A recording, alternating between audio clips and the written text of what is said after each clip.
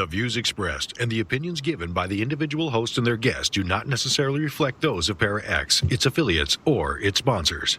The Paranormal View. The Paranormal View.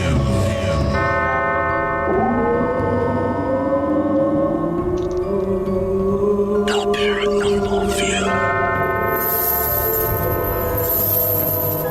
Time now for the Paranormal View. The Paranormal View on the Para X Radio Network with your host, Henry Foister, Craig Rupp, and Jeffrey Gould. The Paranormal View. Welcome everybody to the Paranormal View right here on the Para X Radio Network. I want to thank everybody for being here tonight, no matter if you're here in the chat room with us or from around the world. We appreciate each and every one being here tonight. Tonight we got a great show. Craig is over at the Red Mill Museum with the GhostSoldiers and Dave and Scott. So we're going to actually be broadcasting live from there. Dave and will be having the investigation live over on Para X Vision a little bit later on. So we want to welcome everybody from there also for being here. And I want to let you know we have Craig with us and we have Jeffrey with us. Both are here. Hello. Hello, hello. Hey, hey. And we should have a great show tonight because we got we're going to be talking to a lot of people.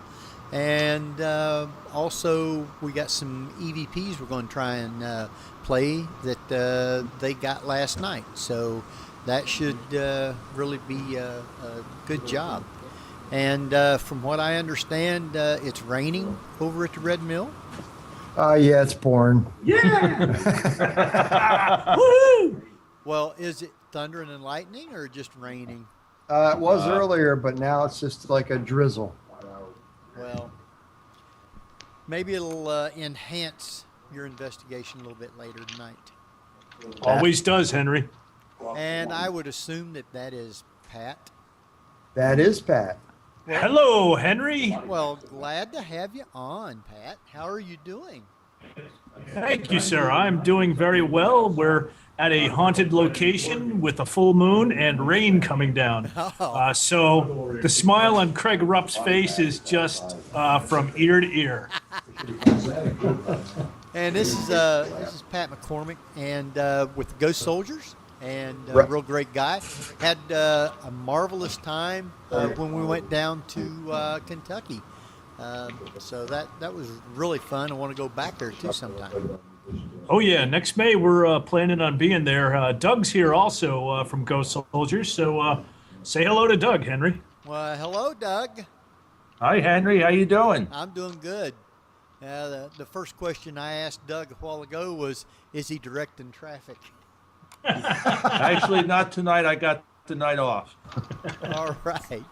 I want to let everybody know that during the show, if you have questions, you can private chat Craig, Jeffrey, or myself with them to all these wonderful guests that we're going to be having on and talking with.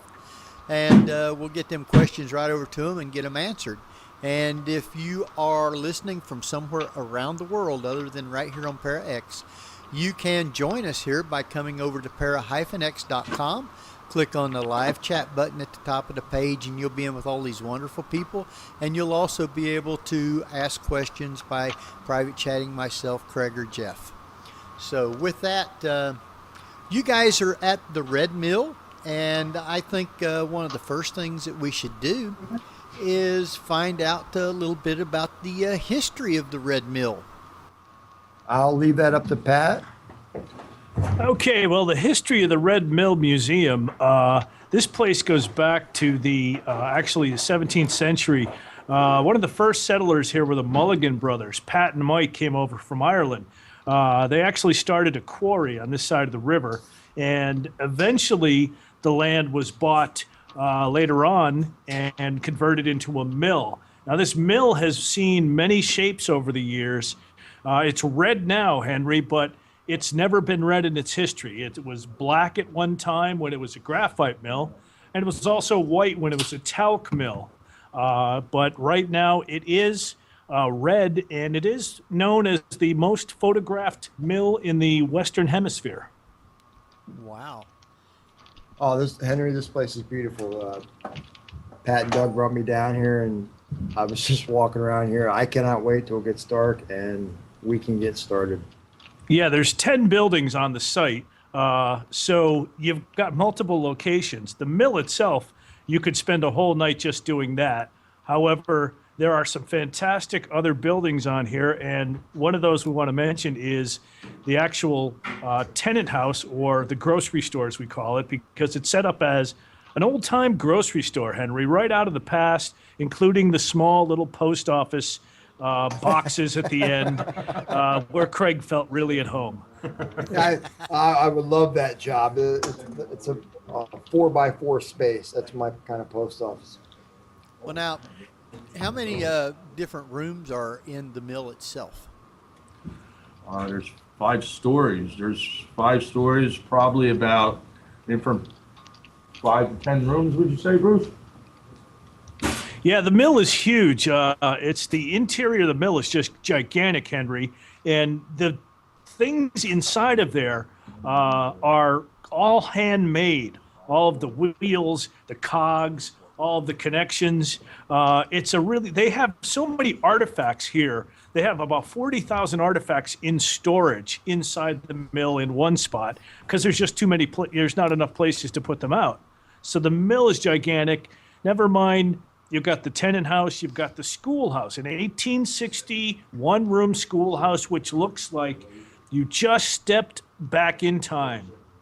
Also, there's a carriage shed that was the first building ever donated to the property. And that was where, when you went to church, you parked your carriages under there in severe weather. On top of that, there's General Daniel Morgan's cabin. I was just going to ask you about that, Pat, because that place blew me away. Oh, man. This is, after all these buildings, you get to the end of this thing, and there's still more to see. General Daniel Morgan's birthplace was Huntington County, not far from here. When he was young, he moved to Pennsylvania briefly, then Virginia. Now, for those folks out there listening who don't know who General Daniel Morgan is, this is the man the movie The Patriot is based on. His actual deeds are the things that you watch Mel Gibson doing in The Patriot. With a few exceptions, almost all of it is exactly what happened and what this guy was able to do. He was a Revolutionary War hero who did what's called the most successful double envelopment in military history at a battle called the Cowpens in South Carolina. This is what you see at the end of the movie. Wow. So he was the swamp fox. He was the swamp fox. He was, and he actually fought against the man known as Bannister Tarleton for the British. That man that you see in the movie, who Jason Isaacs. That was a real character. Bannister Tarleton was given the command by the British Army to hunt this man down, Daniel Morgan, and kill him on sight because of everything he had done. He was the man who came up with the tactics of shooting the British officers first. He also had a company of riflemen called Morgan's Riflemen. This man is so famous, 7 states have counties named after Morgan, Morgan County. His cousin was Henry Morgan, the pirate. So, you're talking, this is a real character out of time. Oh, and I was going to make a Henry Morgan joke, too. Wow. Well, Go right ahead. It's too late now. It's actually true, so it wouldn't be as funny. I was just going to I don't know how it was going to be worded, but I was trying to come up with something.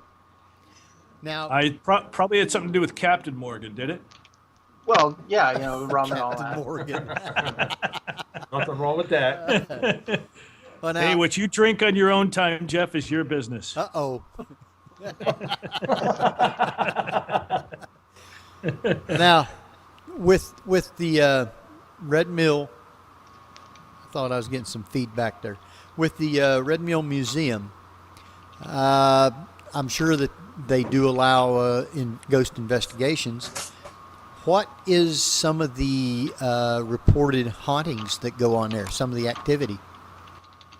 Well, one of the things that has been reported by many people here are, number one, just loud sounds. Bruce Pearson, one of the gentlemen who's helping us out today from the board of directors, him and his son were actually here at one point and heard a loud bang, louder than you would ever imagine, something like a large, thick, wooden door being dropped from like 12 feet. So interestingly enough, there were some people walking around the property today who had the same thing happen. In the schoolhouse, they actually heard a loud banging sound just this afternoon. So you've got noises right off the bat. However, also, there's been a report of a little girl seen around the mill. And we actually made contact with this little girl the last time we were here, Henry, and she was terrific. She actually took us from the mill to the general store, and then from the general store to the one-room schoolhouse, where she used the dowsing rods to not only point out her desk, but a picture on the wall that she was in. And we were able to identify an actual photo of this girl. Wow, now that's interesting. We were in the school right before. Yeah, right before. Right before, and we talked to this little girl, and who was it? Her dad? Somebody. Oh, you're talking about Rich. Rich's little girl was actually on the investigation. Anyway, she heard a loud bang in there right after we were in there, so I'm excited to get out.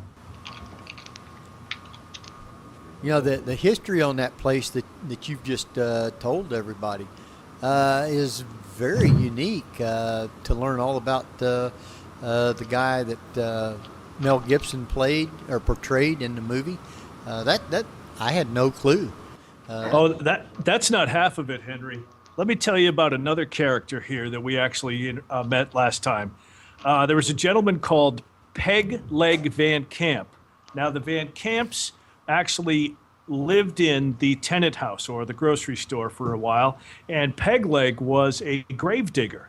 There's a shack here where he actually stayed in, and I dropped a EVP recorder in there the last time. I must have had about 40 EVPs on that one alone. This guy is so crazy. He used to dig the graves. He was a grave digger. He would get drunk, lay down in the grave, fall asleep, and in the morning, people would see him getting up out of the grave like he was rising from the dead. So he actually gave us a full name. When we asked, "What's your name?" we got Peg Leg Van Camp. I believe that's one of the EVPs I sent you. Yes, I've got that one. We will be playing it a little bit later also. Yep. So yeah, Henry, the Daniel Morgan thing, the schoolhouse with all its memories, the general store with the blacksmith shop. The blacksmith shop. There's a blacksmith shop here where we actually got an EVP on our video camera of all things last time. So yeah, this is paranormal funland at its best. What building? What building were you guys in? Where you got the face recognition on the camera? The quarry office building, which is just outside the building we're in here now, is a small one-room building, and it has a lot of old stuff in there. There's an old typewriter, there's a scale, an old phone. So I went in and dropped my H1 Zoom microphone in there and left the room. And on the way out, I said, "Hey, if anybody wants to talk to us, go ahead and make the typewriter sound, make some kind of sound." So we do. I actually get typewriter sounds with the 2 clicks, one down and one back up. So when Doug and I went back to film there the following weekend, we were talking about what happened. And in the corner of the window, about child height, outside the window, Doug gets a face recognition on our camera, which means it's picking up a face that we can't see. So he tells me about it. As I turn to look out the window, he gets it on the window behind me, like somebody ran around to the other window, like, ha, ha, ha, they're looking out that one. So, and this face recognition doesn't happen that often. It's only happened in a few places, one of which was Burlington Prison in a hallway where no faces were. So it rarely comes up on our cameras. Well, now, with that piece of video, do you have that up on your site that people can go see? Actually, that video, we're still processing that video from those shoots. We haven't put that together yet, but we will have that together eventually for everyone to take a look at. And there's so much evidence from our first investigation that it's just taken so long to get through it all. We must have had 18 hours of video each, so 36 hours between me and Doug. So that's a lot of stuff. Yeah, it's not like on TV where they do it in 5 minutes. That's what people No, They no. actually got 10 or 15 people helping them out to get it Right, to that point yeah. in 5 minutes. Yeah, it takes weeks sometimes to go through. And then sometimes you'll find stuff later on, as you know, Craig, where you've already gone through the video and you didn't see something. You go through and you find something else. That's because you nod off and Oh, yeah. you think you rewind it back far enough, but So we will have a lot of that coming up. We have a bunch of new shows we're working on for the fall. The Morrison Masonic Lodge, obviously, is going to be a complete mini-series because we have so much evidence.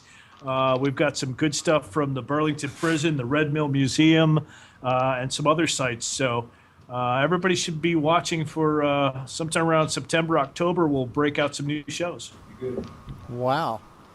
And I suppose that one of the new ones is going to be Elizabethtown. Oh yes, Henry, starring Henry Foister as as the rebel. Yeah, you were wearing my rebel coat that night. Yes. oh, really? Yes, Yeah. I was. That was the first time he used the dowsing rods as well. Yeah. Oh, okay. Henry, when we put that coat on you, he was cold. So I said, "Here you go, Henry. I've got my rebel jacket." And, that worked for him. But I think that's really what happened when we walked in. The girl saw that and said, "Oh, I know that coat. That's familiar to her." And she started responding to you with those dowsing rods, Henry. Yeah, I know. I really enjoyed being able to do that because it was the first time that I'd used those and got a response. So I had fun. It was raining there. It was cold. And we was doing the show from outside under a tent. And I neglected to take a jacket or anything. I was freezing to death. Yeah, good thing I had that jacket then, Henry. Kind of like tonight without a tent. Yeah. We're in a really nice building. Exactly. Yeah, Henry. I don't know. You probably, we shouldn't tell you this, but we're inside a building, even though it's raining here. We're not in a tent. Yeah, lucky you. But no, Henry, this place is great. The Red Mill Museum is unbelievable as far as the activity is so incredible here. Like I said, it is a very historic place. So you've got 300 years of history going on, maybe 400 at this point almost. And people who come here are guaranteed, if you're going to do a paranormal investigation, contact Bruce Pearson, get your date set. You will not be disappointed. The mill needs some money. We need to raise money for the mill to keep this and preserve it for the future. So it's an excellent place to come if you're out there looking for a site. Call Bruce Pearson at the Red Mill Museum or email them at theredmillmuseum.org. Yeah, and it's a sad thing, Henry, because as people know, they're cutting the funding to a lot of historical sites, one of them being here in New Jersey. Oh, yeah. So donations are most appreciated, as you know. Roughly, when someone goes there to do an investigation, what's the number of people that usually goes at one time? Well, I believe they're trying to keep it down to about 10 so that it's, it's doable. It's not overwhelming. They don't have too many people running around here. You could easily bring more people in with the number of buildings, but they are trying to keep it manageable so that it's not for super groups. They're not looking to be Eastern State. No, yeah, this 10, is 10. I agree, is a 10. really good number. 10's a good number, and 10 or less. If you have less, they'll work with you too. So they're looking for people who are serious. If you want to go on the group tour, go to Eastern State. Right. You want to go to a real place that you want to haunt, check out the hauntings here, investigate it, get some serious evidence. This is the kind of place you want to come to. Absolutely. Well, now, whoa! I heard that. Do they allow What'd you hear, Henry? What? Yeah. What'd you hear? feedback? Oh. I thought you were going to tell us you heard a voice or something. Yeah, So really. excited. You start hearing, get out, then. No, I just heard the feedback. But if they go there, is all the buildings open to the investigation or just the mill itself? No, sir. All the buildings are open. The breaker obviously is one of the buildings that's not open just for safety reasons. Right. But all of the other buildings are completely open, and you will have access to the entire grounds. You will definitely not be disappointed. You will not be disappointed. It's like walking back into time. It really is, and it's just a great spot. It's right on the water here. You can walk across the bridge into the small town of Clinton, the historic town of Clinton. Get some great shots of the mill. You can take kayaks out on the water. It's really a wonderful spot. And Henry, I'd just like to add real quick, for all those people that were giving me a hard time, including Pat last week or on Sunday's show about not being able to find this place, I did find it. I am here, and Yeah, Henry, but he had to use his GPS. It don't matter. I found it. Yogi Bear was waiting for him outside with a fork. It is the only giant red mill in town, so I was hoping he would find it, Henry. I'm sure that after I threw the plug in last week, that wasn't hard for him to do. No, it wasn't, Henry. Even Craig can find it. So if you're looking for the Red Mill Museum, it's so easy, even Craig Rupp can find it. That is so wrong. All right, Henry, you and Jeff are on your own. I'm going to go out and wander around and raid for a while. I'm not going to sit here and take this. Hey, he's turning my microphone off. What are you doing, Craig? Well, now, Craig gets to go out and investigate with you guys later on tonight. Are you filming this one also? Oh, yes, sir. Oh, yes, we are. We film everything just because if something happens, you want to be able to document the evidence. So with that, we started carrying cameras years ago just for that reason, whether we show it or not. But yes, we will actually make this into a show, and you'll get to see Craig Rupp going around the mill. At the same time, you'll be able to watch the investigation live as we bring it to you as well. That's right. This will be live, and then we will also air it on GhostSoldiers at a future date. What time's it going to? Like 2? Yeah, well, last time we went till we ran out of batteries. Okay, well, that's It's like good. 3 in the morning. Yeah. So, the Bluegrass concert is going to end around 10 o'clock. It'll take us a while to get some stuff together, but by about 11 o'clock or so, we'll be starting out.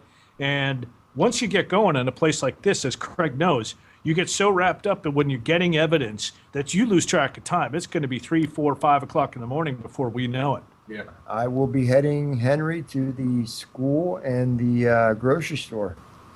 That's the first place you're going to be hitting? Uh-oh. I hope so. I just had some really good vibes about the places, so I'd love to start in there. Those are two of the biggies, and we may wind up going there first because the concert had to move inside to the mill. So they're actually playing the bluegrass music over in the mill now.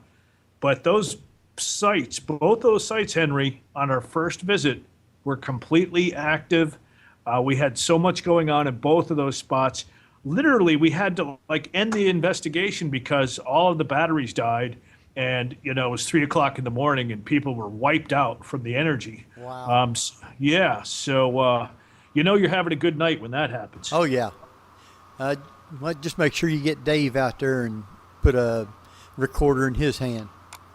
Oh, we're going to get Dave and Scott out with us and make them actually do some work and find some evidence. And we'll film them. And any bloopers we will send right to you, Henry. They're over playing with the band right now. Yes, they are. That's right. Yeah, they're not even here, Henry. They're Dave's over with on the fiddle, band. and where's Scott? Scott's on a harmonica. Oh, is that right? Oh. Yeah. I think Dave is doing some kind of clog dancing, it looks like. Now, They were drinking Kool-Aid earlier. well, you said that you're going to be taking the band out with you guys to investigate? Yes, that's right. Travis Wetzel, one of the premier bluegrass musicians from Nashville, is here. I was talking to them downstairs a little while ago, and he actually lives in a haunted house. So this is very normal to him. But yeah, we're going to take the bluegrass musicians along, and they're kind enough to come here and play music for us and entertain us. So we're going to return the favor and take them on an investigation and see if we can't show them some real evidence. Great. So who's some of the other people that you have there besides the band that's going to be doing investigating? Well, we got myself, we got Pat, we got Craig. We also have 3 different bands, as you know, Pat, that are going to be here playing tonight. So after we get done probably Pat will take the first band on the tour of the mill, and then I'll probably wrap it up with the second one or third one. Bruce Pearson is also going to be able to join us for the hunt. So Rich and his family, I was just downstairs talking to him, and we took his daughter on the investigation the last time. That's right, Olivia. She's 14, and she was the one who actually, had the spirit respond to her with the dowsing rods in the general store. She was critical to us making contact with that little girl. So she's back. So Rich, and I guess one of his older daughters is also here. And, Henry, having women and children along on a hunt in a safe environment like this is a good idea. Oh, sure. Because you can connect with them easier. Women connect with other women easier than they connect with men. It's just a simple fact. Right. That's why we have Cinemax. Oh, wait. That's something else, Jeff. Jeff, what are you doing at 3 a.m. anyway? Well, no comment. Never mind. At my 3 a.m, you guys are waking up at about 6 or 7 a.m. because I'm in the West Coast. That's right. That's still no excuse, Jeff.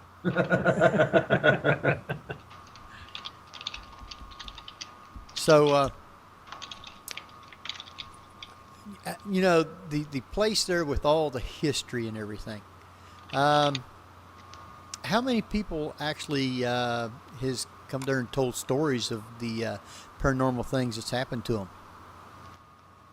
I think just about everybody who's come in here has had something happen to them. Obviously, this was on an episode of Ghost Hunters. And since then, they've had numerous groups in here, and they continue to get hard evidence, Henry. They continue to have, we had a little boy who stopped in who told me he saw a little girl over by the mill. And, you can dismiss that if you want, but he was serious. He wasn't making it up. He maybe an 8 or 9-year-old boy, and he saw the little girl. This is before we made contact or knew that she was here. So that's pretty cool when the stories add up and they keep, verifying that there's a little girl here, or there's a guy with a peg leg walking around the general store, which we captured on our cameras and on our EVPs. So there's so much history. So many families came through here. John Hunt was the first man to own the mill, but in those days, you lived at the mill. Your family lived at the mill. That was your job. That's your life. After that, you had families like the Taylors, the Brays, the Scotts. There's so many families came through here and made this their home. Why wouldn't they be coming back? They're here. Essentially, they're all just milling around. Yes, they were all just milling around, Jeff. We just had a typical Doug's going to find out. The whole building just shook. Really? Did you feel that? Yeah. Lightning or thunder? We don't know. It's happened several different times here. That's the sound I'm talking about. People have experienced these loud sounds, and we're next to a quarry where they used to blast. There's actually a dynamite shack is one of the buildings, and we're not sure what that was, but the sounds have been heard here by various people at different times. So again, that's verifying, evidence caught by somebody else, and it just keeps you coming back to the place. And go ahead. I was going to say, how far inland is Red Mill? Well, we're not that far from the border of Pennsylvania, actually. If you're it's pretty close to the border of Pennsylvania. I think it's like 16 miles from the border, something like that.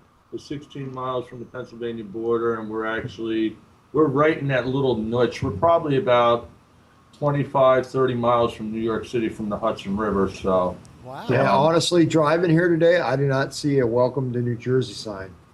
Well, that's because they don't want to welcome you, Craig. Yeah, really. I was going to say. I'm from there. Craig, cut us some slack. What is this? What is it? Abused Craig night? No, not just you. Jersey just doesn't welcome anyone. Oh, is that the way it is? Oh. We got the turnpike covered from north to south. You want us to cover everything in between? I got a... Oh, you're in Clinton, aren't you? Yeah. Yes. Okay, now I'm getting an idea where You know that area, Jeff? I know Clifton more than I know Clinton. You're down by Plainfield, Edison. Yeah, you're almost to New Brunswick, almost. We're northeast of New Brunswick. Yeah, I'm seeing now. So yeah, you're dead south, like Parsippany. I grew up in Morris and Essex counties. Okay. Compton Plains, Montclair, and Verona. You know those areas? Yes, I do. I actually grew up in Neptune, New Jersey. I'm now formerly living in Toms River, New Jersey. So this is my home state. Yeah, that's way south of where I was. That's out on the shore, Toms River, right? Yes, yeah. Now, this town was named after popular New York Governor DeWitt Clinton at the turn of the century. Has nothing to do with Bill. Oh, nothing at all, huh? Nothing at all. Because I knew about Clinton, New Jersey, long before that Bill Clinton never came into the radar. So yeah, I know about that. I have a question here from the chat room, and it's all right. It's from eCrypt Carrie, and she wanted to know that you just got done saying that there's hard evidence. Is there anywhere that's posted that you might be able to see? Absolutely. You can go to the GhostSoldiers.com and check out our Red Mill evidence page. There was so much evidence that not all of it's there, but we posted as many and as many of the best EVPs as we could. And some of these EVPs are absolutely amazing because it's an immediate intelligent response. When Bruce says, "Can you tell us your name? Are there any Van Camps here?" And you actually hear, "We all are," in a very whispery but class A. So yeah, go to the site, check it out. A dash or anything? GhostSoldiers.com? Because I'm coming up with a this domain page. The GhostSoldiers.com. Oh, you snuck a the without saying it. That's right. That's probably why I could never find your website on a search. Too. Actually, no, it pops up pretty high, but somebody grabbed GhostSoldiers.com, and I'm not paying $10,000 for the dart, to get it. To get that name. Yeah. Just change a word and you're okay. Yeah, we've got the GhostSoldiers.com, GhostSoldiersParanormal.com, and if you want to, the old one is GhostSoldiers.tv. Any of those will get you in there. All right. Now, we're coming up, I guess, real close to break time. So, woohoo! Break time, yeah. Yeah, we're going to go ahead and take a quick little break. If anybody has questions, you can go ahead and private chat Craig, Jeffrey, or myself, and we'll get the questions right over to these guys because all this is real interesting, and I still have a couple more here. So I think we'll just jump out for about 8-10 minutes, something like that, and give everybody a little breather. So Craig, why don't you take us out on a quick little break? Henry, there's a promo going. There's a promo playing. Oh, there is? Where? Oh, you can't hear it? No. It's Pat McCormick talking about the Ghost Soldiers. That's on the website. If you went to our if you went to the website. That's all right. That's you, not me. I hate when that happens. We'll leave the paranormal light on. I hate websites that do that. Hey, while Jeff gets his websites under control, you're listening to the Paranormal View on the ParaX Radio Network. We will be right back. Don't go away. The Paranormal View will be right back. Welcome back, everybody, to the Paranormal View right here on the Para-X Radio Network. Thanks again for everybody being here tonight. And if you're not with us here in the chat room, please come on over to para-x.com, click on the live chat button at the top of the page, and you'll be in with all these wonderful people, and you'll be able to interact with us and ask questions of the guests by private chatting them to either Craig, Jeffrey, or myself. I do want to thank all the listeners from around the world tonight. We do have people listening tonight from the U.S., the U.K., Canada, Finland, and Australia. A great group of people. So we're reaching the universe tonight. Or at least the planet. So.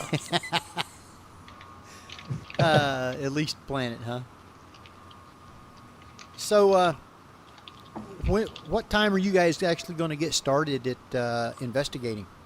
Hopefully around 10, Henry. 10-ish, I guess. Okay. I think the band's playing till 10. Until 10:30. Okay. I'd say more like 10:30. And exactly where... I have... What's that? Where was it you was going to go to first? The... I'd like to go hit the school and the grocery store, because they just really drew me in when Doug and Pat took me on the tour. So I think we're going to get some great stuff out of there. Okay. Well, now I know that they do investigations there. At what point did they first start noticing that they had hauntings in all those places? Well, I'll tell you, I have Bruce Pearson. He's on the Board of Trustees. Board of Trustees with me sitting here. So I'll direct that question to him. Bruce? Thanks for having me on. Thank you again for broadcasting tonight. And certainly appreciate the opportunity to speak to you. In fact, the museum has been in existence over 40 years. And although we don't have any documentation of when it was operating as a mill or the quarries, there have been a regular series of reports over that 40-year period. Dramatically so. That was one of the reasons when I was approached with my background in broadcast documentaries to look into it when I became a board member 6 or 7 years ago. I started to accumulate anecdotal stories that were repetitive and started to add up as a regular stream of similar reports from visitors, from volunteers, from folks that were on the staff, and so a pattern of repeated documentary evidence, even though it was anecdotal, started to come forth. So to answer your question, for 30 or 40 years, there have been reports of seeing people on the fourth floor are reenactors. Well, we don't have reenactors. Stories of seeing people in the windows wringing their hands, listening to clear and prominent footsteps on the second floor of the tenant house, and these type of things.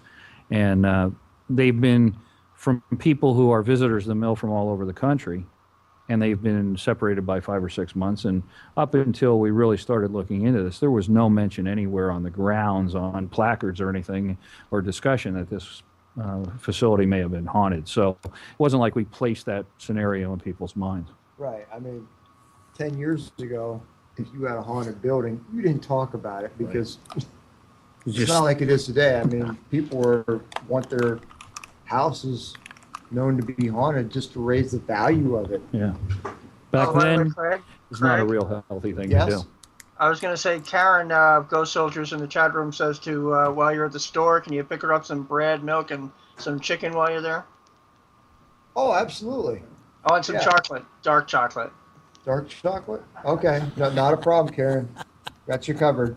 I think you would be surprised if you saw the remedies and concoctions that when that was a general store 100 years ago, what they were selling is ointments and creams and salves and some of the other standard fare that was part of pretty creepy stuff. It absolutely is. Absolutely. I love it. I mean, it's ghost hunting and history. It absolutely and I is. they're my two favorite things. Well, now, It was a pleasure. do they operate the mill as far as making anything anymore, or is it just for people to be able to come and visit it?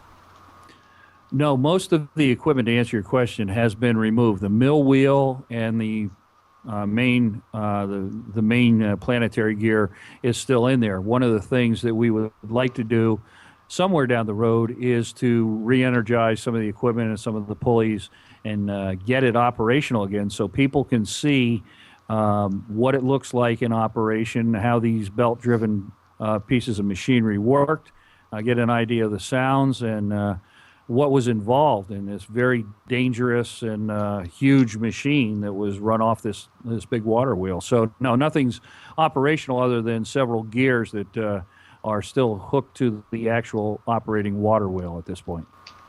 Now, is it open during the week and people can just come and stroll through the grounds and visit the place? Does it cost anything for them to do that? Yes, it is, and I should point out that we are a private nonprofit. We all folks that aren't involved in the museum as a volunteer or staff member, whatever. Sometimes we draw the assumption that museums, as we go in around the country, are funded by the state, federal government, or local government. We're a nonprofit, private 501c3, which means a private organization that maintains the mill under nonprofit status. So to answer your question, yes, we're open during the week. Our hours are posted on our website. We would encourage people to take a look at the website, theredmill.org, all one word. And yes, it's a 10-acre property, and it's really very picturesque. It sits alongside, of course, the south branch of the Raritan River. There are 10 historic buildings on the grounds. Our hours are posted, and we are open weekends and during the week. I believe we're closed on Mondays at this point, and we are trying to extend the operational season through later into the fall and through the Christmas holiday season. It costs, I think we're at $8. It's very reasonable. We want more people to take advantage of it rather than not being able to afford it with a family. And so there's discounts for senior citizens and children, of course. It is well worth a visit. Well, now, do you have like a souvenir store or little place there for souvenirs? Yes, and we've done a lot of work in making that more interesting, carrying better products and more relevant. We have historical goods, children's toys that would have existed in the 1800s that we actually have around 3,000 or 4,000 school tours with children, elementary and middle school children through the mill every school season. And we have historic books that handle everything from the Revolutionary period right up through the turn of the last century. We have documents, pictures of the mill.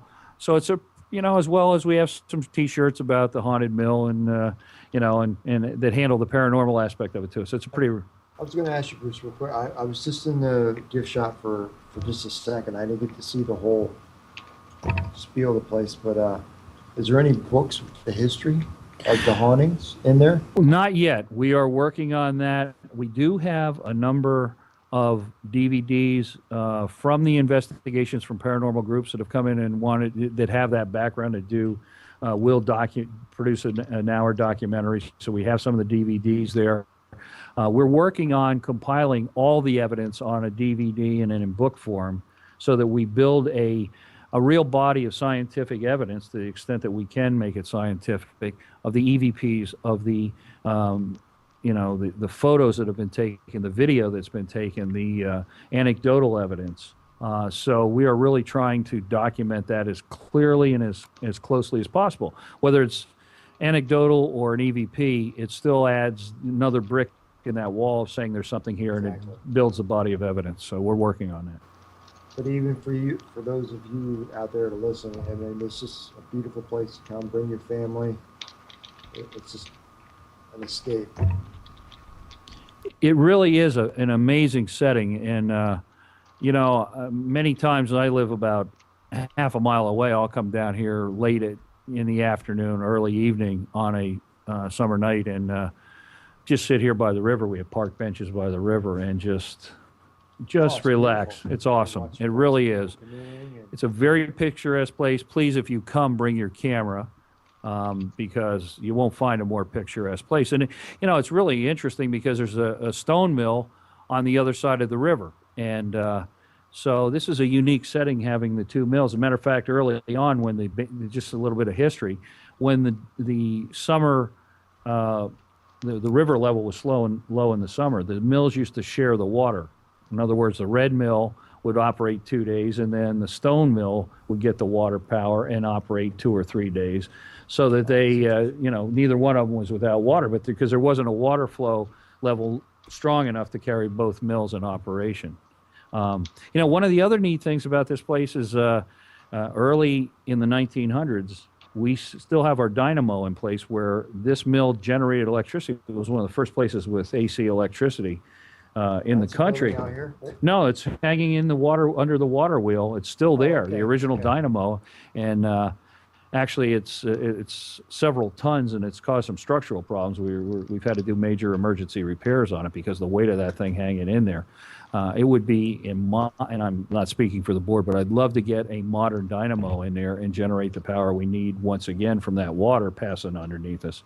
And that's separate and apart from the big water wheel that ran all the machinery. That's hanging just in a free flow sluiceway in there. So you could definitely use that water still to generate hydroelectric energy, and that would be very cool. We'd love to do that. Yeah, that would be. So, it's an amazing place on many levels. You talk about the general store down there. That wasn't originally. That was a 2-family tenant house, and we got the contents. We were given the contents of a general store here in the county. And we felt that it was so unique to see that in its absolute original state that's why we set that up as a general store. Oh, it's amazing. It's pretty cool.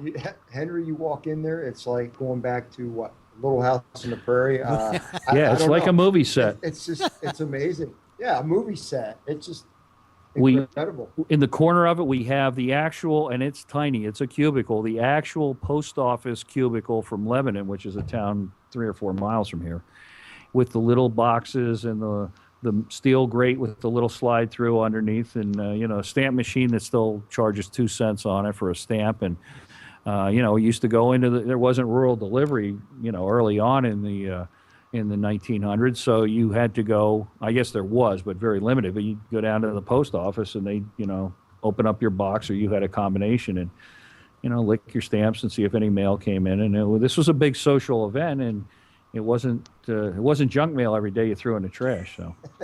Yeah, I work for the post office. Oh, I'm sorry. I know all about junk mail. All right, I won't say anything more.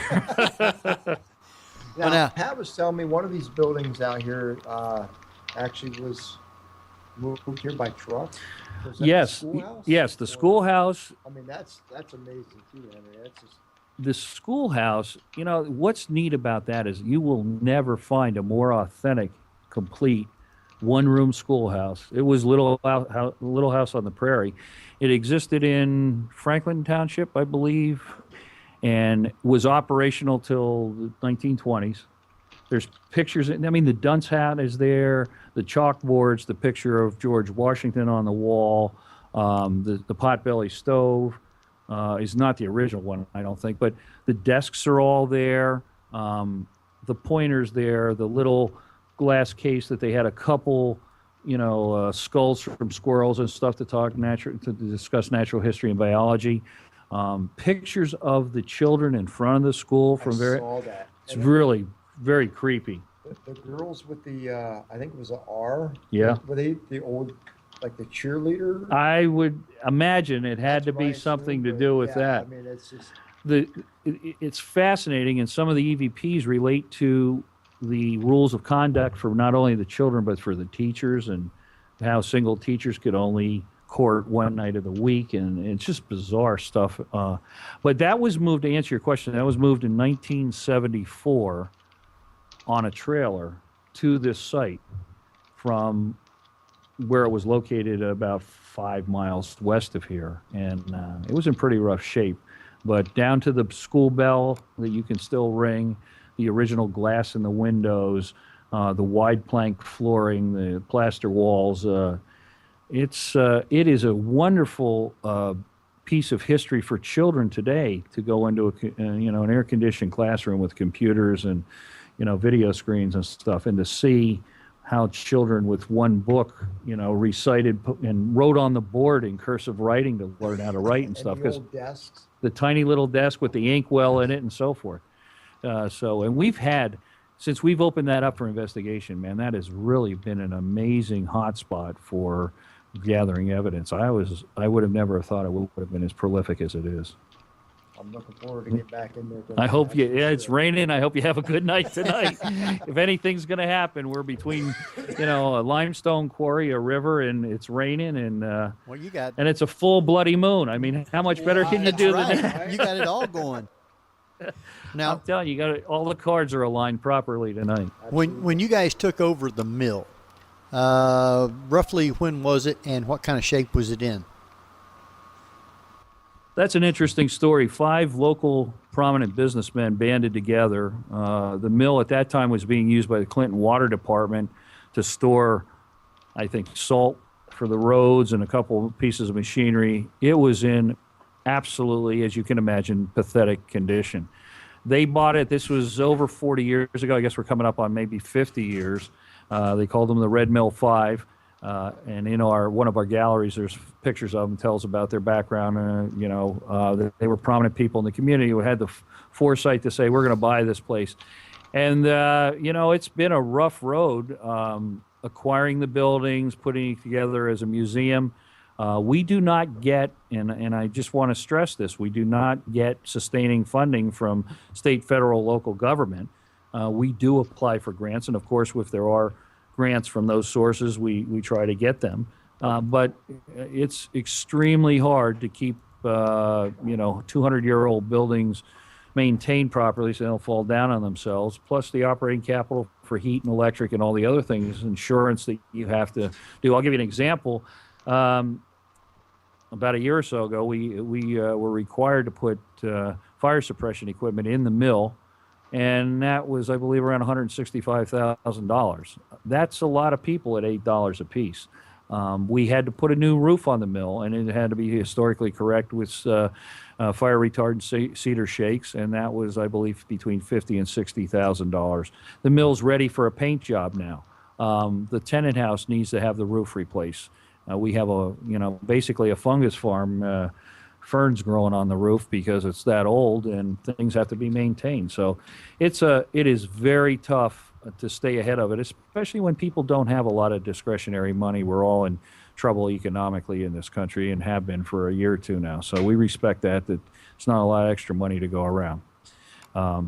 With the exception of, guys like Rich Reiner on our board who is swimming, and I'm just saying that because he's sitting here and I'm trying to tease him. So, now, I guess if we need some manual labor, Craig knows how to get there now. Oh, well, Just saying. What, really? Well, you're there, so I guess you found it. I did find it, and I'll you find go. it again. I'm definitely coming back, whether it be paranormal or not, because this place is just, I'd love to show it off to people. Now, how current is the photos that are on the redmill.org site? Because the one, the sort of like a slanted view is kind of red, but looking from across the river, it looks kind of pink.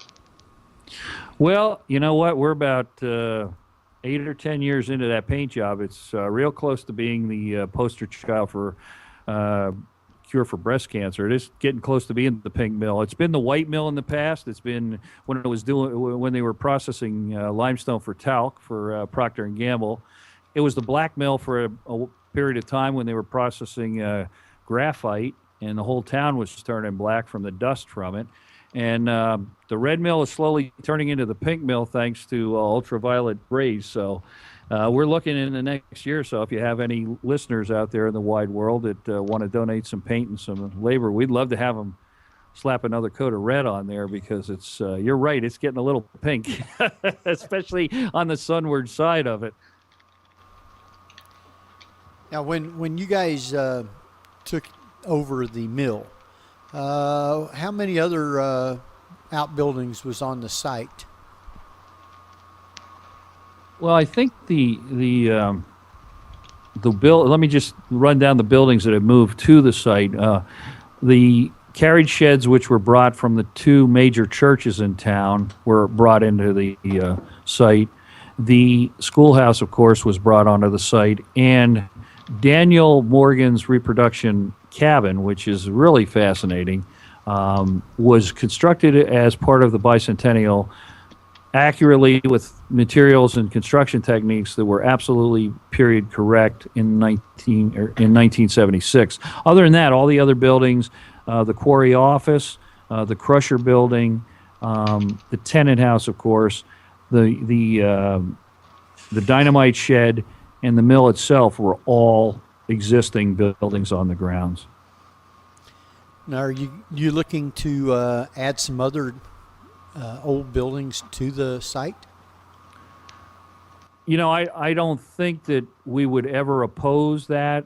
I'm not. I think that we have at least matured to the level as a community, as a state, as a nation, to have some respect for old buildings rather than letting them fall down or bulldoze them down.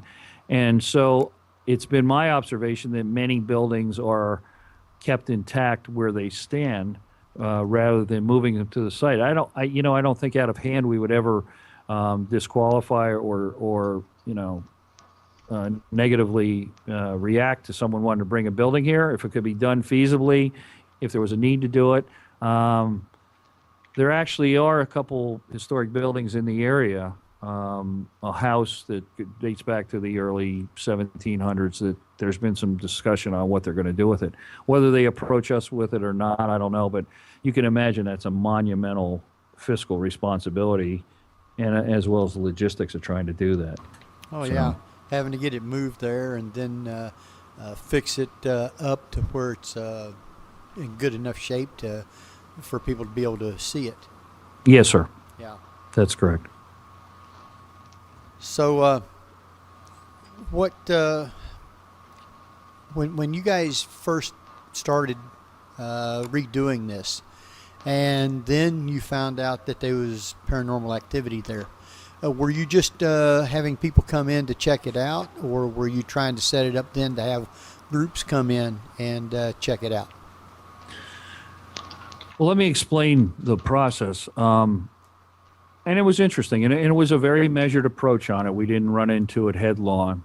When I became a member, and this has really been a team effort, and I need to say that. But when I came on the board 5 or 6 years ago, I guess it was, or something of that nature, as I said, I had other board members and staff people saying, "Listen, you do documentaries.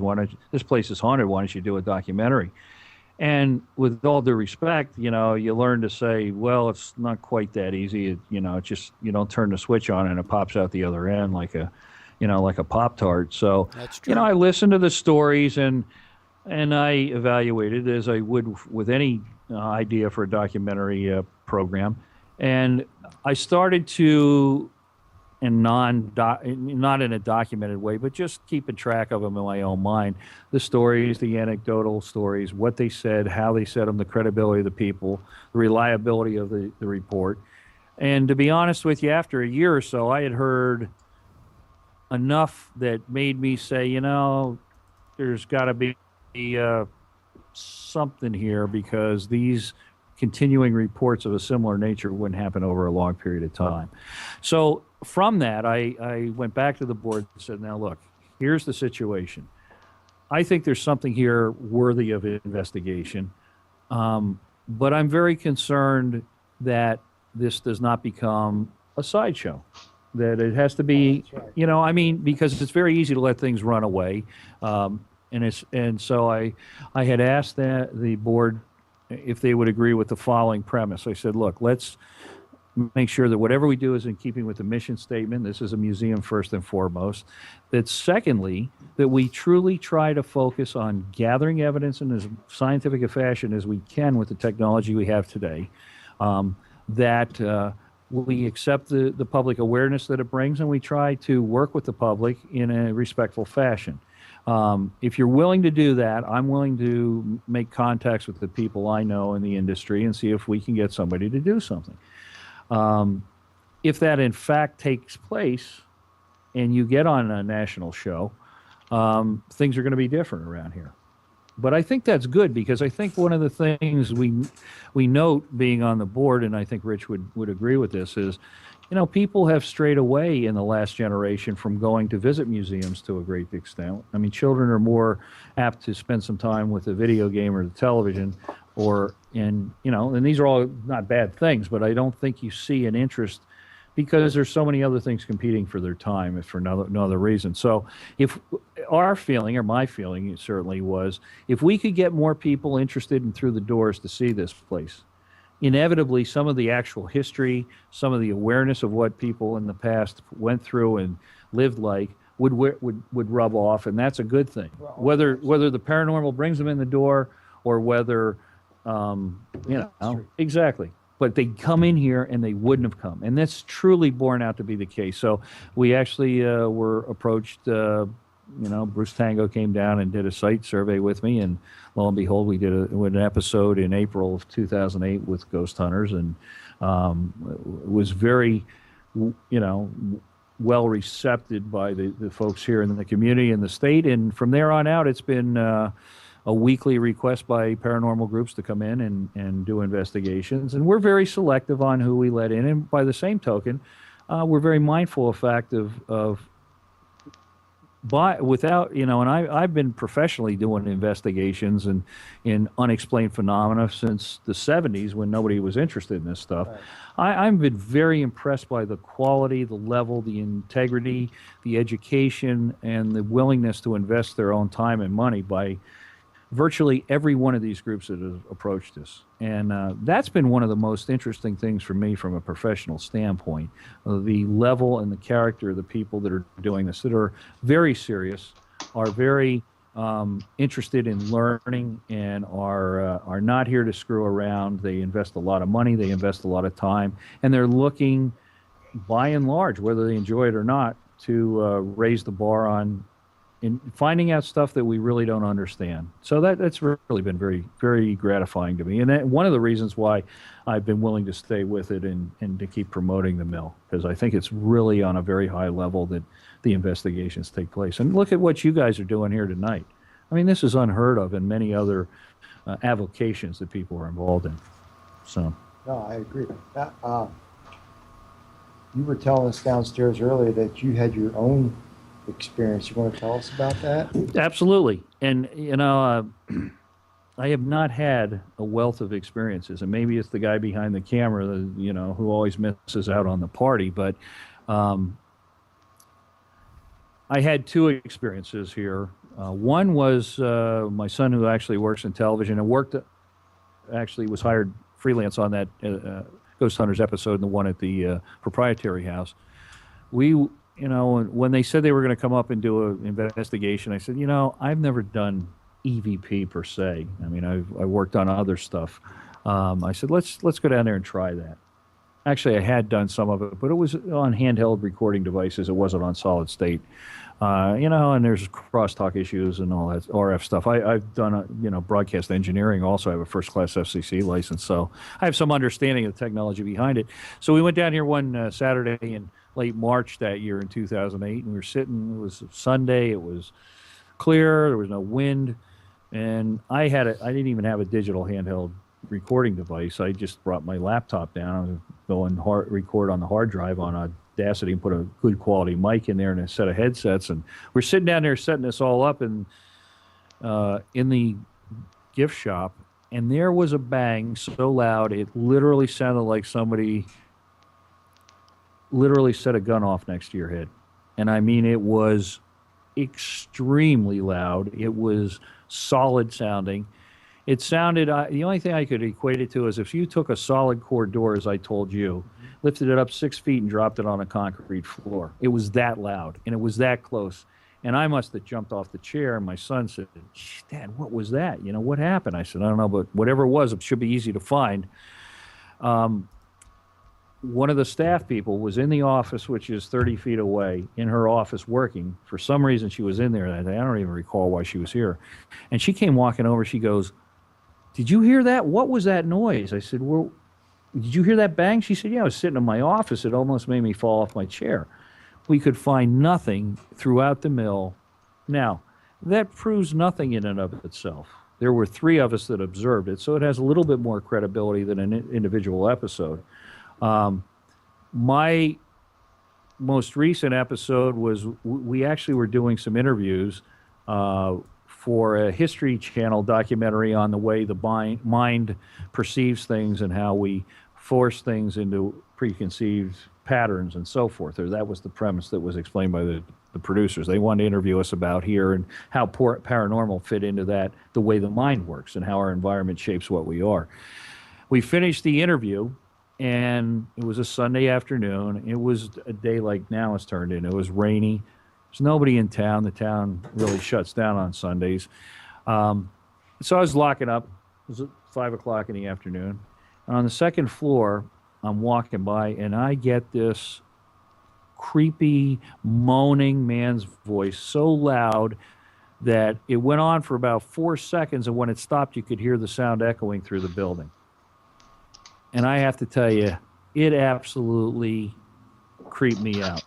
I mean, there was, and I thought it was, maybe one of the guys I know, one of the police officers snuck in and was yanking my chain, or maybe Rich came in, or one of the other guys. And I yelled, all right, who's screwing around in here? Okay, you got me. Not a sound. As it turns out, we had a rather well recepted new exhibit on psychiatric care and the atrocious nature of psychiatric care in the 1800s and 1900s. We had stuff from Greystone Hospital, which was like every other one of these abusive, disgusting places where people were housed. We had some of the artifacts. I didn't even put 2 and 2 together. I was standing right next to that. But I have to tell you, in as much as that's an anecdotal story, and I can't reproduce it, I didn't record it. It's worth everything you're paying for. I know it happened. And, I've had the people on the other side of the microphone and the camera, pilots telling me when they've witnessed UFOs, look, I got 30,000 hours in the air. I don't care if you believe me or not. I know what I saw. I know it was there. It needs to be said, and if you don't believe me, fine. So be it. How can you believe something that bizarre when you have no way to equate it to our everyday existence and what we perceive? It did happen. It was creepy. It was scary. It was almost sad how mournful this thing sounded, and it was loud. It was not an echo. It wasn't, I was perceived a car coming up the road or something out on the street.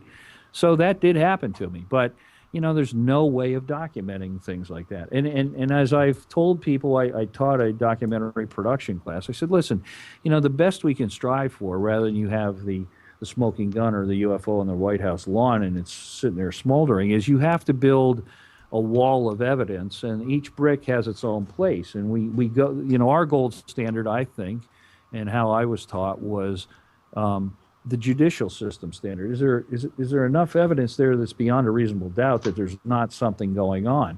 And so anecdotal evidence has its place as much as audio evidence and video evidence and still photography and so on and so forth, whether it's, thermal cameras or EVPs or EMF detectors, and you could go on through. So if you build a wall with 30 pieces of disparate information and they all add to this point in the same direction, maybe there's something there. Even a reasonable person can say, well, it's kind of adding up like there might be something happening. And so I think that there's a place for anecdotal evidence, but you certainly can't rely on that any more than any other piece in and of itself. So. Now, on your site, you was talking about having a CD that had EVPs and stuff like that from groups that's investigated there. Do you have some of those EVPs on your website? We haven't, and it's just been my, failure that I haven't really had the time to put that together properly. And one of the things, we have a lot of evidence. New Jersey Rope from down in South Jersey has put the stuff, given us evidence that we're allowed to put on there. New Jersey Paranormal Research, Mark Johnson and his people have provided stuff. We're finishing up in a documentary with the Chris and Brian from Scared, and they've all offered this information freely. I want to make sure it's properly annotated, that they get credit for it, that it's put in the right format, and so it's just been a logistics matter of putting it together. We do have a growing body of all kinds of evidence that I would really like to get out there and share with whoever would like to see it. I mean, it does no good being locked up and not shared. Well, I think a book would be great. Now, Yeah. Great seller here. I think it would too, because it's fascinating. And I tell people, look, I'm not telling you whether to believe this. This is not a belief system. right. And I'm not here to proselytize, and I'm not here to. Well, do you believe in ghosts? Belief shouldn't be. Do I see things in the last 37 years and document them that there's no way that I can explain? Yes, and you draw your own conclusions. I'm not telling you I have an answer to that any more than anybody else. Yeah. But and that brings up an interesting point. I find it very offensive professionally doing documentaries and trying to be even-handed, or at least acknowledging that I have an axe to grind and saying, look, my premise is this is a wrong thing, and here's how I'm going to show you and demonstrate to you the evidence that will support my position that this is wrong. If you're trying to take an advocacy role in a documentary, if you're not, and you're trying to be even-handed and present information and let people draw their own conclusions, like they used to say on with Leonard Nimoy on his program, you draw your own conclusions. Well, I find it offensive when people use the term debunking, because that has the connotation that somebody's trying to pull the wool over your eyes, and you're going to straighten this guy out and prove a hoax. I think, and I've said to people, listen, here's an EVP. It doesn't sound to me like a hubcap fell off a car, and I'm trying to tell you that it's somebody reciting the Gettysburg Address. If I took this piece of audio and played it for somebody in the supermarket with no context around it, they would say, well, it sounds like a kid's voice saying, help me. Now, maybe that's your mind saying that, but under what contextual basis would somebody say that standing in the supermarket if you weren't talking about Ghost Hunters that was on last night? In the same vein, I've said to people, look, I've worked with some of the best audio engineers in the world, and I've played this stuff for them and say, listen, okay, I'm happy if you explain it. I'm not going to jump out a window. I'm not going to beat you up. I'm not going to discredit you. You explain how that got on there. How do we have the same type of evidence appearing on flash drives, solid state devices, that we had on microcassettes, which were tapes we're reorienting rust on a tape? I mean, how do you get the same evidence? How do you explain that? It's two different mechanisms by which it's recorded. And if you can explain it, go ahead and duplicate it. Have you ever seen a debunker say, oh, let me make... Now, I have done that actually in demonstrations with orbs. I think we have to be very careful with them. Take the spray bottle and shoot a digital camera, and you got more orbs than snowflakes on a Sure. winter's day. Yeah. Having said that, it's offensive to say debunking, because the assumption is either you're an idiot or you're trying to hoax everybody with everything you do, and that's not the case. But I think that if you can come up with an explanation, fine. That's one that we're not going to carry. And I think there are some that are marginal, and I think there's certainly people out there that are playing games. But, it's buyer beware, caveat emptor. I tell people, have an open mind, but have a skeptical mind, because none of this is going to fit into, you getting up in the morning, having coffee, and sitting in traffic. It doesn't relate to what we have to deal with every day. So It doesn't fit into our pattern of what we believe and what we were led to believe and what we were taught to believe. So, but I just, the whole debunking thing is, people trying to take a shot at everybody who comes down the road. Not everybody has non-altruistic interest, and not everybody's into make a buck off of pulling the wool over somebody's eye. And that's very offensive to me. That's true. Have you ever seen that television show called Fact or Faked or something? I think it's on Syfy. Yes, I have, and that drives me crazy, that show, because they will try and recreate something, and if they're able to recreate it visually, they're like, well, we debunked that. I'm like, no, you didn't. You just proved you could recreate it. You don't know what the original was. That's another thing. Having worked in television for so many years, I explain to people, listen, there is one reason that show's on, and it's to generate income. And, it's been a mechanism to raise the level of awareness and interest, and that's fine. And I don't say that, you should discredit or discount everything that you see on there, but don't, I use the analogy, just don't think that because in 30 minutes, Norm Abrams rebuilds a guy's house that's fallen down on this old house that you can go out and do the same thing and 29 minutes later the paint's drying.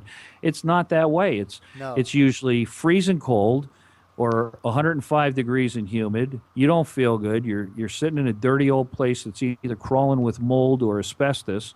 And, it's like fishing in the middle of the night in a blizzard. A lot of times you don't catch fish, but it doesn't mean there aren't any in the river. So I think that people have to understand that watching it on television is not the sum total of what it's all about. And just like everything else, it's a stylized money-making operation, and that's not to be insulting to every show, because I think they have a lot of good on them in many cases. That's true, and a lot of stuff that they do is to generate ratings.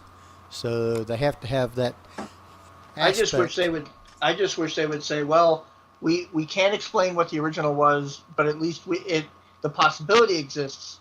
It was, but they would just declare something was debunked. I'm like, so to me that logic is, if you can recreate a Civil War reenactment, well, that proves that Civil War didn't happen. That's the logic they seem to be implying. Well, and also there's really not a lot of background. What is the background of these folks making these pronouncements and declaring that it's? I mean, I've seen some pretty young people that probably don't have 30 years of experience making these pronouncements that, oh, this is fake or this is phony, on that show. And it doesn't mean they're not brilliant people and able to make that. I mean, any kind of intelligent person should be able to discern whether the evidence adds up. I mean, you could be on a jury for, a criminal complaint for murder on something. So I guess we trust people to do that, but I never see a whole lot about the background. I mean, there's not a whole lot of background in this field per se, but I think there's. That's true. Yeah. If you're gonna be analyzing audio, you should have a background in audio.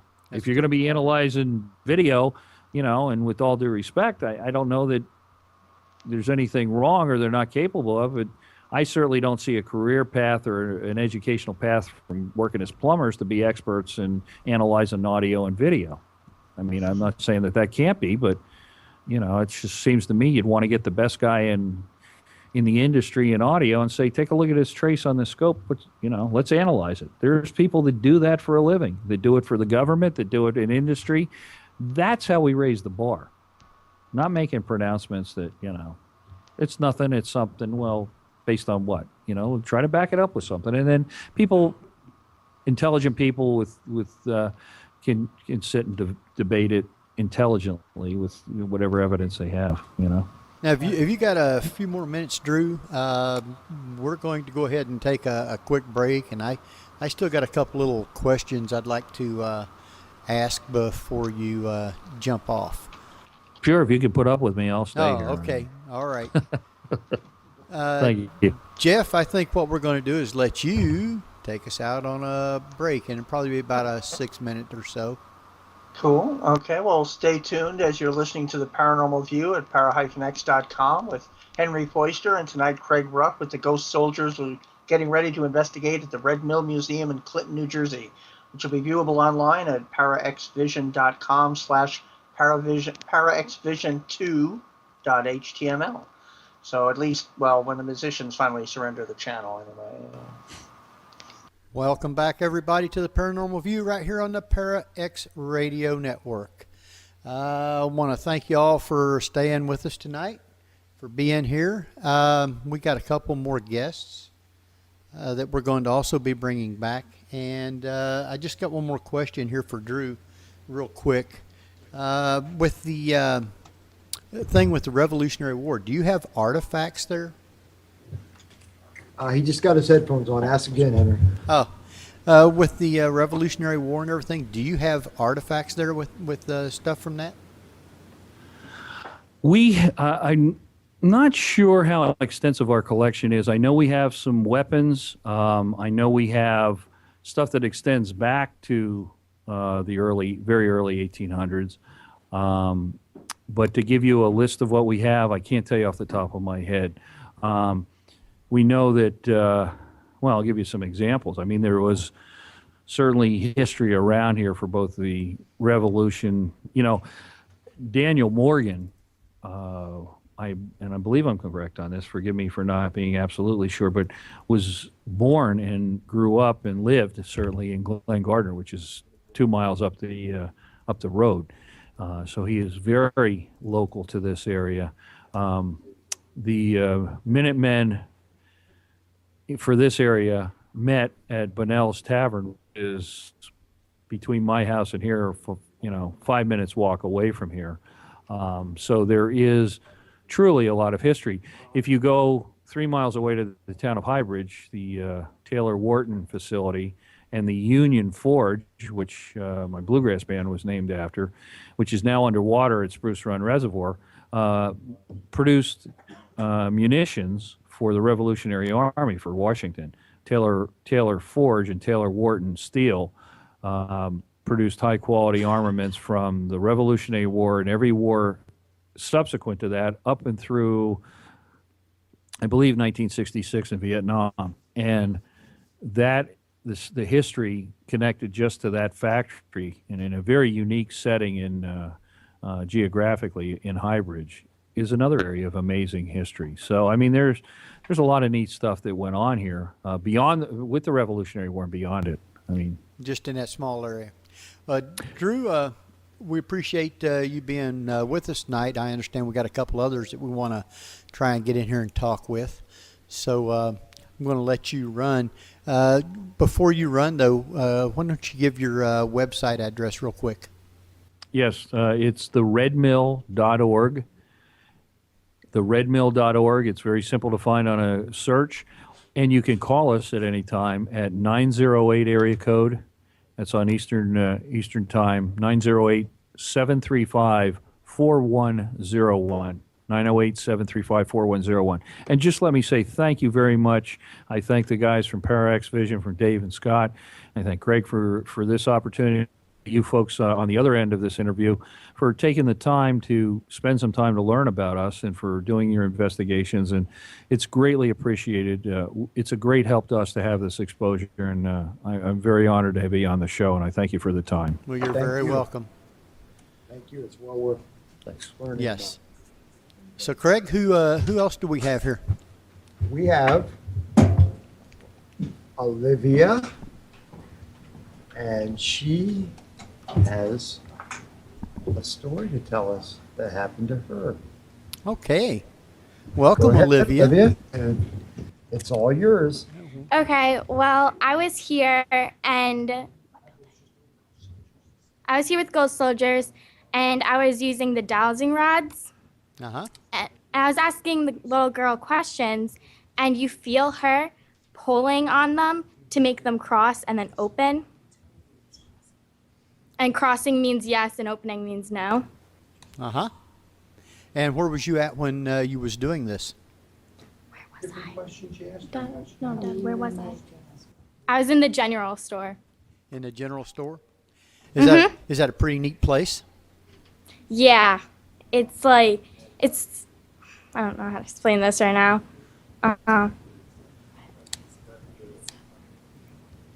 Well, is that your first time using the dowsing rods? Yes, that was my first time. It was my first time ever being on like a ghost tour. What did you think of it?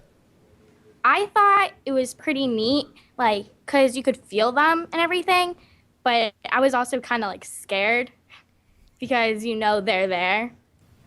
A lot of people don't believe that they're That's there, good. but you can really tell. Yeah. Yeah. So are you going to investigate with them tonight? Yes, I am. Are you excited? I'm so excited now because I know that like the ghosts are there, and I'm like excited to talk to them again. So how did you feel when the dowsing rods first started operating for you? I was creeped out. Like, there's no other way to explain it for me. Like, it's so unique because I've never felt it before, and you just feel them pull. And you're not controlling it whatsoever. That's true. That's true. That's a pretty neat thing. I was using them a couple months ago, and my first time. And it was pretty neat that they actually started operating and moving, and I'm just, I was in awe of it actually working for me. Yeah. So you going to use any other equipment tonight? Hopefully I'll be able to. Just up to them. So what kind of other equipment are you looking to use? We got it covered. Anything really. Never done it, so. Pat and Doug said they got her covered for tonight, so she's going to have fun. You will if you're going out with Pat and Doug. Yeah. Now, how old are you? I'm 14. She's 14. That's the youngest investigator, I think, Yeah. we've ever had yet. So Yeah. this is a first. This is good. She's Oh. learning young. Awesome. Isn't that cool? Well, now, Yeah. since then, have you tried to investigate any other places? No, I haven't. Son, you think this place is really active. Oh, yeah. Definitely. So are you going back to the general store, or are you going to try and a couple of the other places? We'll go to other places, but I kind of want to go back to the general store. You better beat Craig there is all I can say. Yeah. That's one of the places he wants to go to. Yeah, you're gonna have to race me there. I'm just saying. Okay. You got your sneakers on? Oh. Yeah, she got sneakers. I got on. the sneakers. Okay, we're good. You're good to go then. So, yeah, that place really sounds with the history and everything. It would be a really neat place to be able to go to investigate. One of the things that I didn't get to ask Drew was what kind of prices do they have to investigate there, or is it just donations? Hang on, Henry. I'll ask. What are the prices here to investigate, or is it donations? Bruce left. Yeah, I'm not sure. They'd have to contact Bruce Pearson for that. Okay. Yeah, they would have to contact Bruce for that information. He's not here right now. Okay, no problem. They've already got the contact info, so they can do that. Now, is this your mom? Yeah, this is my mom. Now we have Olivia's mom, Heather. She has some stories or story to tell. So Okay. Thank you, Olivia. thank you very much. No problem. And is this Heather? Yes, hi. Hello. Hello. Have you investigated there? Yes, I actually came over the night with Olivia, and I was also on a previous ghost tour. They run, what do they call it, Rich? The one with the lady that does the guided. Walking ghost tours. It's a walking ghost tour. Right. And that evening proved to be quite active as well. And as Bruce said, you know, it's like fishing. Sometimes you hit it, and sometimes you don't. And I've been here twice, and I've been very fortunate to have seen, or not seen, I haven't seen anything, have had experienced a lot of activity. The first night that I was there with my husband Rich, it was very interesting. We actually had people lose their battery charges have their cameras not work when we went into the blacksmith shop. And then when we left, the cameras were working again. I found that to be very unusual. There is no electric wiring out there to be seen. No reason for anybody to lose use of a Canon camera, that's for sure. It was very, very interesting. We also had, this was amazing actually. We were in the mill, and we were up in the area where they had the display of the sewing room, and they had women's bonnets suspended from the ceiling on basically fishing line. Now there's about maybe 10 of us on the tour. And you're in a closed room. There's absolutely no breeze or wind or anything. And all of a sudden, the bonnets start moving. Now, it would be something that Bruce would love to say, or hate to hear the word debunk, that somebody could say there was a light breeze and that, all the bonnets started moving. Well, except for the fact that the bonnets were going in different directions. And when the ghost guide said, "Can you turn the bonnet halfway round and stop?" And it did. Wow. Then it moved back around again. And I was standing within 7 inches of that bonnet. Wow. It was amazing. Yes. That was unbelievable to say. And I love to watch, actually. I love to watch Ghost Hunters when they had Paranormal State on. I used to watch that.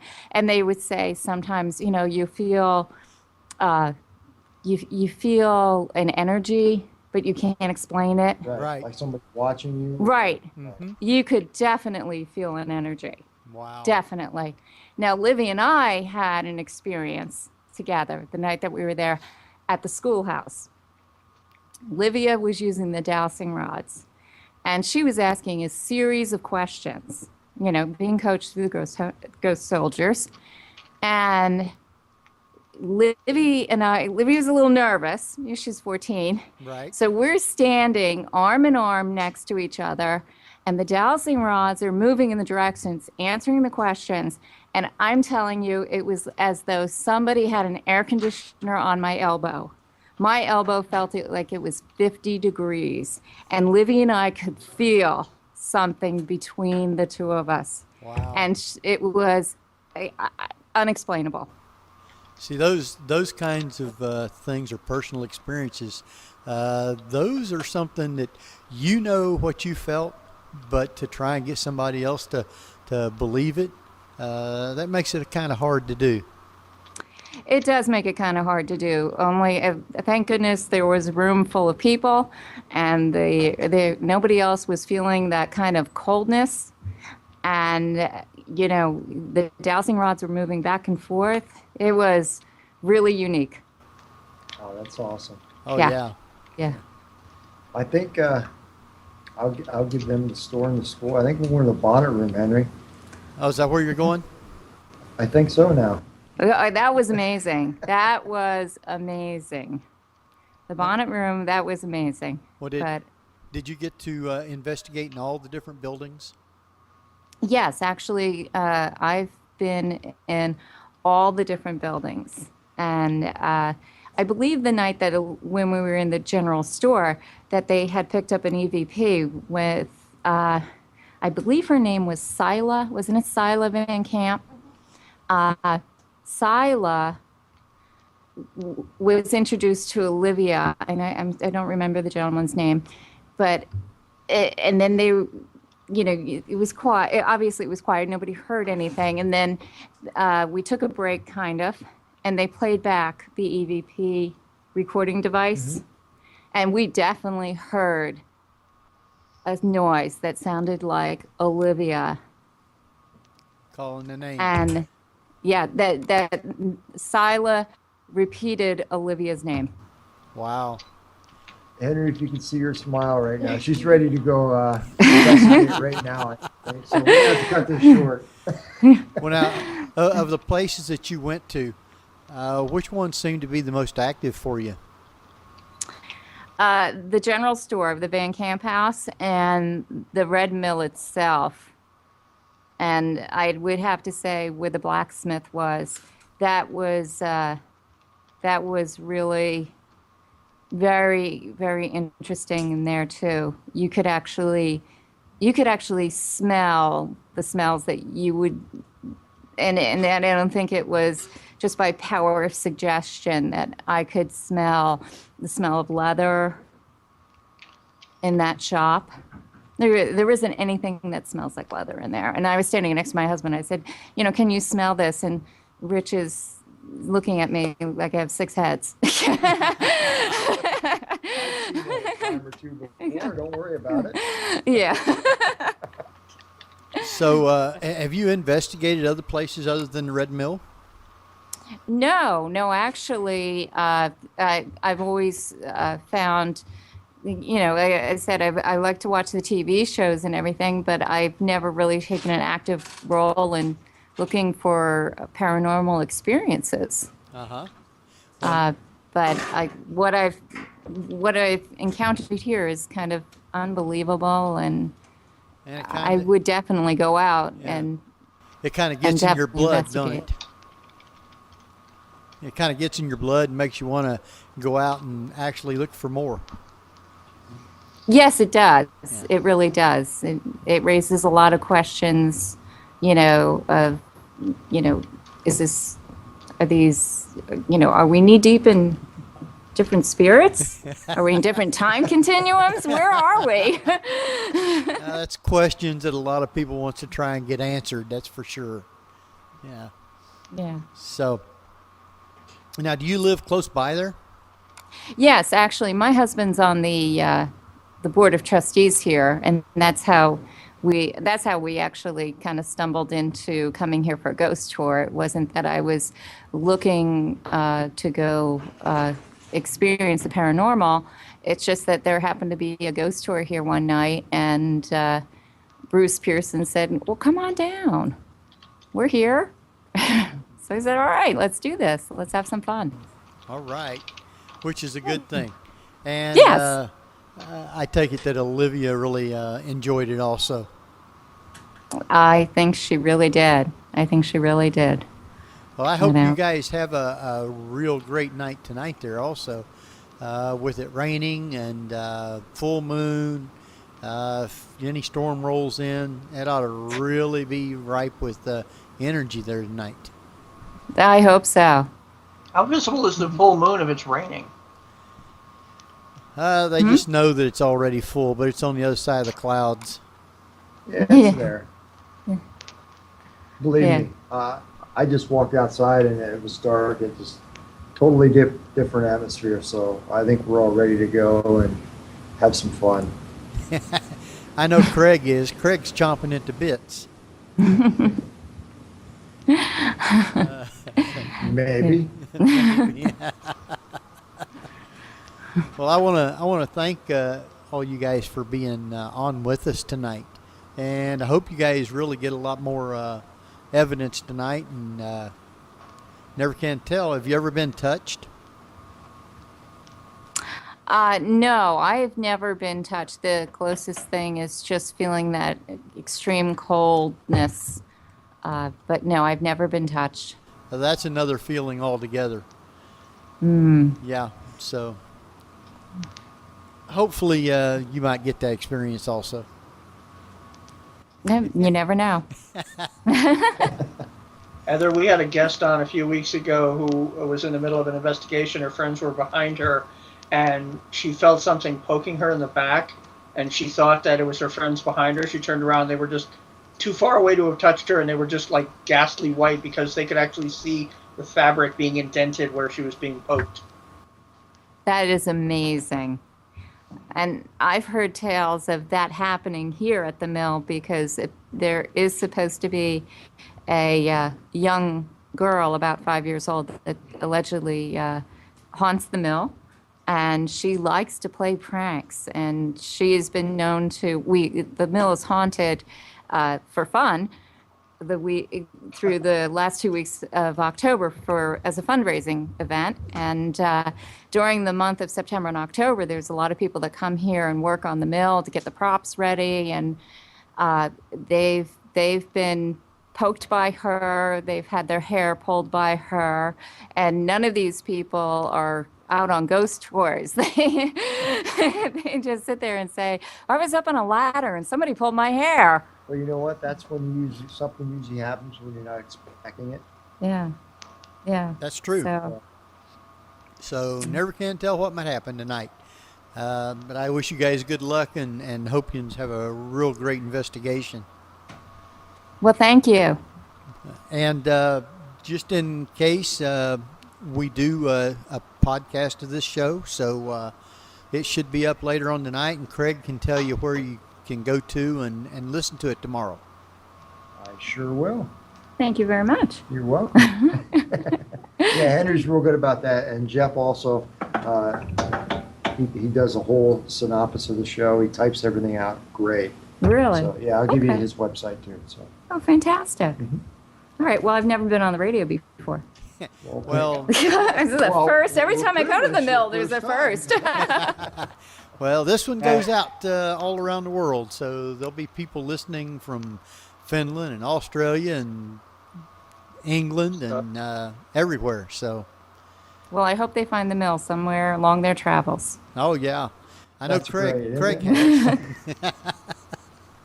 So, yeah, you guys. Well, You I guys was going have to say on the report page, I have pictures of the mill and links to the website and all that stuff as well.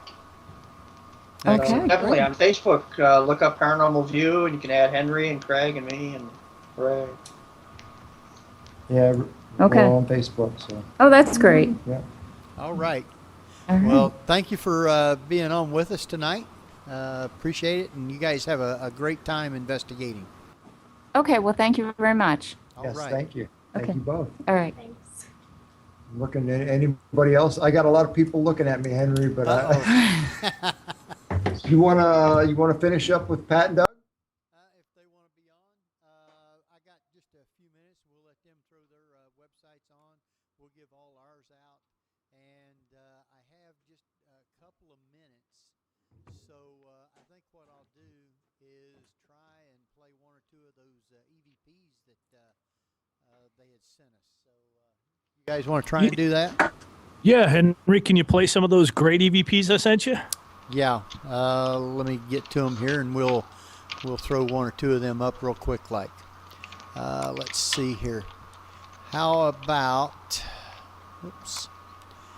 Let's do the one. We all are. Oh, that's a great one, Henry. Yeah. What happened was we were in the general store, and Bruce actually was asking the question, and he had talked to actually one of the members of the Van Camp family who actually lived in that. It was a tenant house first. The gentleman came back to see the place he had lived in, and he told Bruce, yeah, this place, it's been haunted. We all knew that. So this was about a week or two before we got here. So when we got here, Bruce basically says, are there any Van Camps here? And the answer is very clear. It's whispery, but it's a very clear Class A. We all are. So let's go ahead and play that one. Put your headphones on, turn your sound up, because we're going to play this one.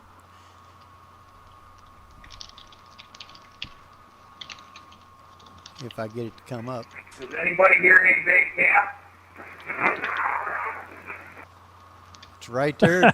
Wow. It's- Even I heard that the first time. It's right there at the end. We all are. So That's a good one. there must be a lot of them there. I'm going to go ahead and play it again so everybody will be able to listen to it. It goes by real quick. Does anybody hear any Van Camp? We all are. Yeah, how about that, huh? That's in the general store, which I know Craig is dying to get to later, but that is definitely one of my favorite places. Now, you got this other one where it was the store walking. I listened to it ahead of time. Yeah. That thing walks around for almost a minute, seems like. It's a long one, Henry. In fact, there are about 5 of those. That was the first one. And the interesting thing about it is Peg Leg Van Camp had a distinctive walk. It's not an even walk. It's a ka-dunk, that kind of thing. Right. And we had set up a camera. Doug had his camera in this store. I dropped an EVP recorder at the post office window, and Doug's camera actually verifies the fact. He gets the same things. Now, the good thing is the stairway is blocked off by plywood. You cannot even walk down the steps, and you can clearly hear someone walking around above us when no one's in that building. The building's locked down. We have a camera and an EVP recorder. Then you hear them walk down the steps and walk across the room where the camera's at. So, yeah, that place is just crazy, Henry. Okay, we're going to play this one here, and it is Peg Leg, I guess, walking around the store. And you can hear it very plain, so listen real close.